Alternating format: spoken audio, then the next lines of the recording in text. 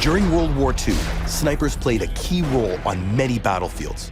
Hidden amongst the rubble of bombed-out cities and armed with powerful weapons, they could often hold up the advances of entire units. The role of the sniper has always captivated the public's imagination. The precision of their shots, along with the patience and composure required to hunt their target, elevate these figures to legendary status, admired by both their allies and their enemies. The Eastern Front of World War II, which saw horrific battles between the Soviets and the Germans, had a particular aspect in this regard.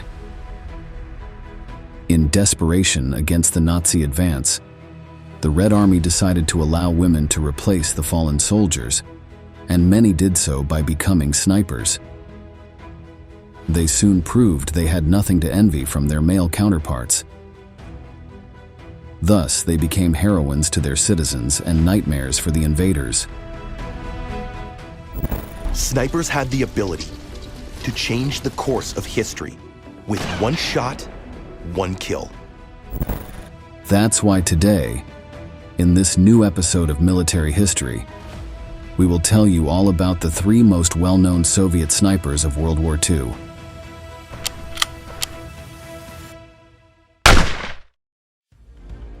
Before this conflict broke out, the personnel of the Red Army of the Soviet Union were no different from those of other countries of the time. Men were the only ones tasked with fighting on the front lines. Women, if allowed to enlist in the armed forces, served in support roles such as nurses, radio operators, drivers, and administrative staff. If they reached a combat role, it was only as crew members of anti-aircraft weapons, defending their territory from enemy planes. However, in mid-1941, a significant event occurred that would change the mindset of military leaders. On June 22nd, Germany launched a massive invasion of the Soviet Union. This mobilization caught Joseph Stalin off guard, as he had ignored reports from his spies that something was being plotted at the border between the two countries. The Nazis overwhelmed the disorganized Russian defenses, destroying their tanks and planes by the thousands, and killing countless soldiers and civilians. Within a few months, hundreds of kilometers of Soviet territory were under their control, including major cities like Kiev and Minsk. Other key centers of the Union, such as Leningrad and Moscow, were in imminent danger of falling into their hands. The German offensive lost momentum by late 1941, as winter complicated the advance of their forces. Stalin and his top military leaders took advantage of this moment and considered certain measures to prevent their collapse. One of these measures was the redirection of industrial resources to support the war effort and the relocation of factories to the interior of the country to prevent them from falling into Nazi hands. To sabotage the invaders' actions, partisan groups consisting of civilians and some soldiers were formed to operate behind enemy lines. But something needed to be done to replace the horrifying number of casualties sustained in those months. At the beginning of the German attack, a large number of women sought to join the armed forces to defend the Union, but were turned away. Now, with a clearer understanding of the threat posed by the Nazis, this was reconsidered. As a result, they were trained in various military branches. For example, 3 air regiments were created consisting solely of female personnel. Thus, the Soviet Union became the first country to allow women to fly combat missions. One of the most well-known of these groups was the 588th Night Bomber Regiment, nicknamed the Night Witches by their enemies. И мы знали, что немцы называли нас ночными ведьмами. Нам мы не возражали. Конечно, мы ночные ведьмы были. Да ясно. The Night Witches maneuver through a dangerous situation. The slow and flimsy PO-2 lacks protective armor, so the women must strike silently, using stealth tactics and the element of surprise. When they were close to their aim point, they would switch off their engines and glide in silently to drop the bomb. Women also took on other roles where they gained fame and prestige, such as tank crews and infantry divisions. Among these, the most celebrated combatants of the Red Army emerged from infantry divisions. In addition to those who fought on the front lines, a highly sought-after position was that of sniper. Partly this was because, generally, their smaller bodies made them harder for the enemy to detect. This size advantage also meant they required less food during the hours or even days they had to remain in the same position, waiting for their prey. One of the most famous of these skilled combatants was Nina Lobkovskaya. Born in 1924 in what is now Kazakhstan, she was 17 years old when, in 1942, her father was called to join the Red Army. Soon after, she received the terrible news that he had been killed in action. Eager to avenge him and defend her country, she enlisted as a sniper later that year. By then, the German advance had significantly slowed, mainly due to the Battle of Stalingrad. The Soviets could afford to train their new recruits before sending them to the front lines. Nina underwent a rigorous course where she trained for her role, learning to dig and move between trenches, camouflage herself with her surroundings, and shoot moving targets. By mid-1943, she had successfully graduated and was sent to the conflict.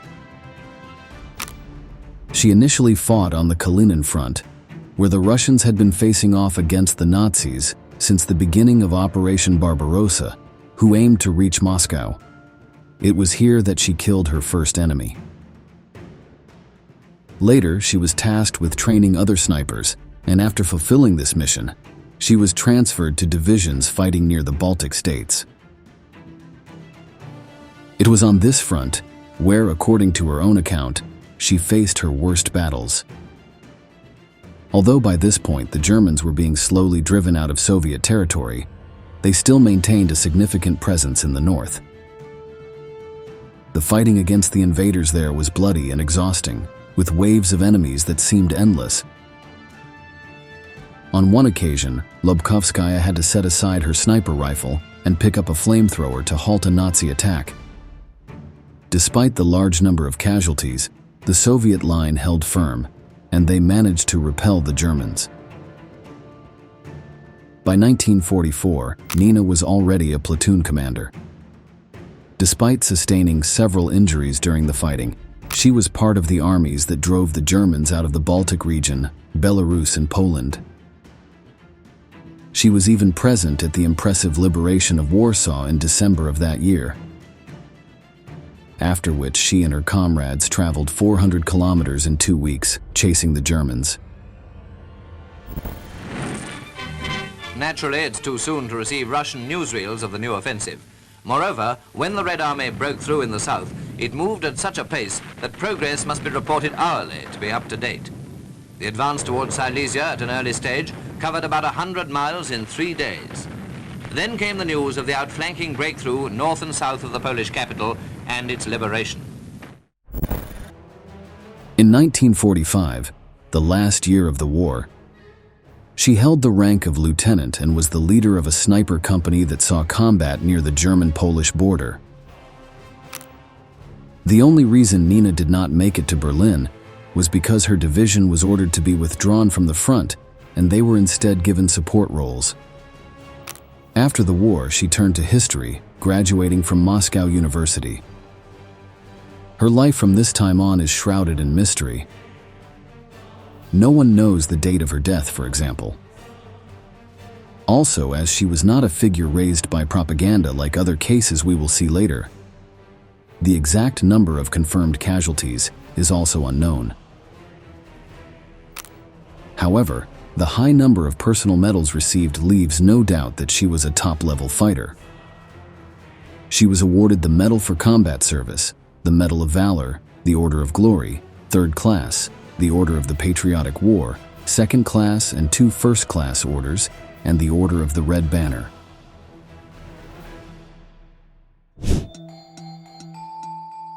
Another famous Soviet sniper was Roza Shanina. She was born in 1924 in the small Russian village of Lyudmila. During 1941 and 1942, while studying at university, 3 of her brothers were killed in combat against the Germans. After this, Shanina did not hesitate for a second to enlist in the Red Army. While waiting for her application to be accepted, she began training with a rifle. She was eventually allowed to join the Central School of Female Sniper Training, from which she graduated with honors. Despite being under 20 years old, she was even offered a position as an instructor. However, Shanina wanted to go to the front lines. She would get her chance in early 1944, where she was immediately chosen as the commander of a sniper platoon. 3 days later, she took out her first enemy. Just 2 weeks after arriving at the front lines, she received her first medal for her actions in the Smolensk province. These included killing 13 enemies while artillery exploded around her, and she was subjected to machine gun fire. It didn't take long for Soviet propaganda to start using her image to inspire both soldiers and civilians alike. We can now hear some of the feats accomplished by Shanina. During one engagement, around 50 Germans got into the trench containing Shanina and 11 female snipers. The fighting was hand-to-hand, with rifles, bayonets, grenades and shovels all used. The snipers won, even taking a few prisoners. She and her unit were heavily involved in the battle for Vilnius. During intense daily operations, Shanina disposed of a German sniper, outwitting him and other opponents with great fieldcraft and skill. During the liberation of previously conquered territory, snipers were often granted permission to withdraw from the front or even ordered to stay behind. This was the case for Shanina during Operation Bagration in June 1944, which aimed to drive the Germans out of Belarus. But the young woman flatly refused to stay out of the fight. Disobeying her superiors and risking a court-martial, she grabbed her rifle and headed into combat. This happened more than once, even going so far as to write to Joseph Stalin on 2 separate occasions to request permission. Although she was reprimanded for her defiance, the punishment was not severe, as the army needed her effectiveness. The Soviet forces continued advancing throughout that year, reaching East Prussia. By December, Shanina had already accumulated over 50 confirmed kills and numerous medals, but it was here that she would see her final combat. By January 1945, the Germans had significantly reinforced their defenses, and the fighting between the 2 sides was fierce. Despite Soviet efforts, the enemy held out and even counterattacked. By the end of the month, of the 78 soldiers in Shanina's platoon, 72 had been killed. She herself wrote in her personal diary that she felt her end was near. On January 27th, a brutal artillery assault struck the sniper's position. According to witnesses, one of her comrades had been injured, and while the young woman was protecting his body, a shell fragment hit her chest. She was quickly rushed to a hospital, but despite the medical staff's efforts to save her, she succumbed the following day. Posthumously, Shanina was honored as a heroine, with streets and museums named after her. Although she was always lauded by the press, she remained constantly humble. In her diary, she wrote, "What have I really done? No more than what I should as a Soviet, having risen to defend the homeland." At the time of her death, Roza Shanina was a senior sergeant and had been awarded 2 Orders of Glory and a Medal for Valor. She is credited with 59 kills. The last case we'll discuss in this video, and perhaps the most well-known, is that of Lyudmila Pavlichenko. Born in 1926 in Ukraine, she had already begun practicing marksmanship in her teens. As a university student, she had also taken sniper courses. However, Lyudmila's intention was not to join the armed forces. She wanted to be a history teacher. At 25, just before finishing her degree, the German invasion began. She did not hesitate and immediately went to the Soviet recruitment offices. The recruiters refused to accept her, and when she persisted, they offered her a position as a nurse. But when she showed all her marksmanship training, they agreed to take her on as a sniper. However, she had to wait for her opportunity to showcase her skills. Due to a shortage of equipment, she was assigned to dig trenches in the Ukrainian province of Odessa, with only a hand grenade as her weapon. Her luck changed in August 1941, when an injured comrade gave her his Mosin Nagant rifle. There, her legend began, as she killed 2 German officers in one day at a distance of 400 meters. Odessa was besieged primarily by Romanian forces, one of the Nazi allies, although elements of the German army also assisted them. The confrontation lasted nearly 2.5 months. During this time, Lyudmila was constantly engaged in battles against the enemy. Due to her skill and composure in carrying out her mission, she was quickly promoted to sergeant. Despite her efforts, those of her comrades, and those of the civilian population, by October, the Axis forces had the Soviets cornered. By the time they were forced to abandon the province, Lyudmila had 187 confirmed kills. But her legend did not end there. After the fall of Odessa, her division was transported to Sevastopol. This city was the only part of the Crimean Peninsula still not in Axis hands. After a bloody battle that did not achieve the desired results, the Germans and their allies once again resorted to a siege. This time it was much more prolonged, lasting 8 long and grueling months. But while Soviet defenses slowly fell and supplies dwindled, Lyudmila continued with her mission. More than 100 enemies were added to her extensive list of victims during this time. Thanks to her excellent performance, she was also put in charge of training new snipers who joined her in leading the Nazis to their deaths. During this period, she not only made a name for herself among her allies, but also with her enemies. German intelligence learned who she was. They even made radio broadcasts offering her money, rank, and favored treatment if she defected, as tens of thousands of Ukrainians already had. Lyudmila Pavlichenko was wounded 4 times by shrapnel and once by a machine gun bullet. But she never wavered, and after each wounding and recovery, she returned and continued doing her job. During her time in Sevastopol, Lyudmila met the young Alexei Kitsenko, who shared her role in the Red Army. Shortly afterward, they married. However, this rare moment of happiness on the battlefield was cruelly brief. Just a few weeks later, Alexei was wounded by a mortar shell and died a few days later in the field hospital. Lyudmila had no time to mourn his death, as the Germans continued advancing. The invaders realized that a Soviet sniper was taking them out one by one, so they resorted to their own snipers to find her.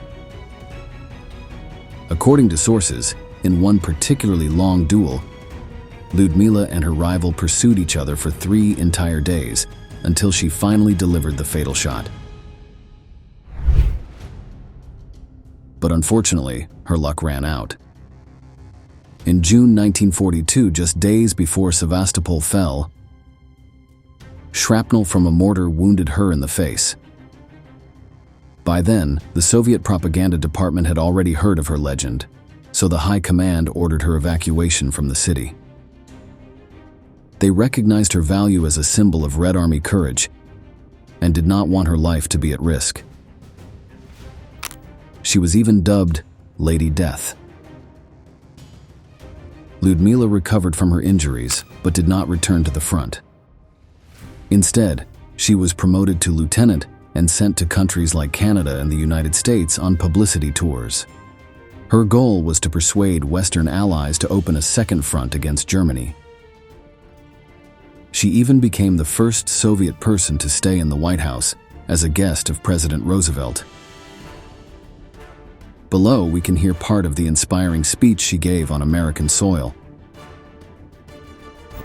Я хочу сказать вам, что мы победим, что нет такой силы, которая могла бы помешать победоносному маршу свободных народов мира. Мы должны объединиться. Как русский солдат, я предлагаю вам, великим солдатам Америки, свою руку. Fellow soldiers, forward to victory. After her tour, she continued training snipers until the end of the war. Lyudmila Pavlichenko is credited with 309 kills, of which 36 were enemy snipers.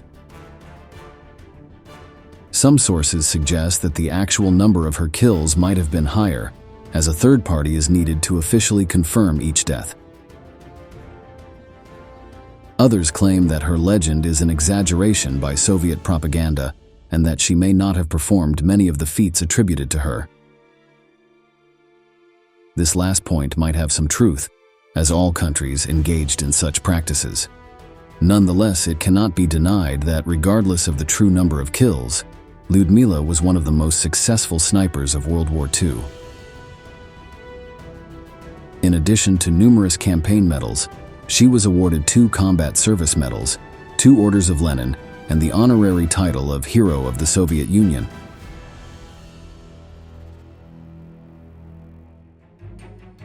The 3 women we discussed are perhaps the most well-known, but they are far from the only ones.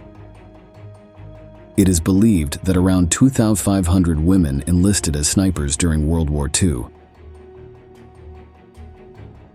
Collectively, their credited kills exceed 11,000. However, most of them did not return home. Approximately only 1/5 survived until the fall of Nazism. Their impact, both on the battlefield and on the morale of the Red Army and the Soviet people, cannot be overlooked. We've reached the end of the video, and we'd like to ask you, do you know of any other famous female snipers?